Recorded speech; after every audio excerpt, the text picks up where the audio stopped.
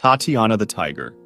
Tatiana, a female Siberian tiger, was once a peaceful animal, but that changed in 2006, after she attacked a zookeeper who was feeding her that year, leaving the woman with a permanently scarred arm. An even worse attack happened in 2007. On Christmas Day, just after closing time, Tatiana escaped from her enclosure. That day, 3 young men, 17-year-old Carlos Sousa Jr. and brothers Amritpal and Kulbir Dhaliwal, aged 19 and 23, had been seen shouting at animals and throwing things. At some point, Tatiana managed to climb or leap out of her grotto. Investigators later discovered that the moat wall was only 12.5 feet high, even though the recommended minimum for tigers was around 16 feet. Concrete chips found in her paws suggested she had scrambled and pushed her way up the wall to get out. Once free, she went straight for the group, and Carlos Sousa was her first victim. She mauled him with brutal force, leaving him with skull and spine fractures, many bite and claw wounds, and a severed jugular vein. He died on the spot. The Dhaliwal brothers ran for their lives, bleeding from their wounds until they reached the nearby locked zoo cafe. The tiger was behind them, and they screamed for help until finally a worker inside the cafe called emergency services. At first, the worker thought the person screaming outside was just mentally unstable and that there was no real animal attack. He told emergency services exactly that when he called. This, paired with the fact that later on zoo security guards were enforcing a lockdown to prevent Tatiana from escaping the zoo grounds, caused the emergency response to be delayed. When police and armed zoo staff finally arrived, Tatiana was standing over one of the injured brothers. Officers hesitated to fire because they feared hitting him, so they distracted the tiger. And when she turned toward them, they opened fire, killing her with a shot to the head. Both brothers were rushed to the hospital with deep injuries to their arms, necks, and heads. But they survived, unlike Carlos, unfortunately. In the days after, the San Francisco Zoo admitted that the moat wall had been far too low and below safety standards.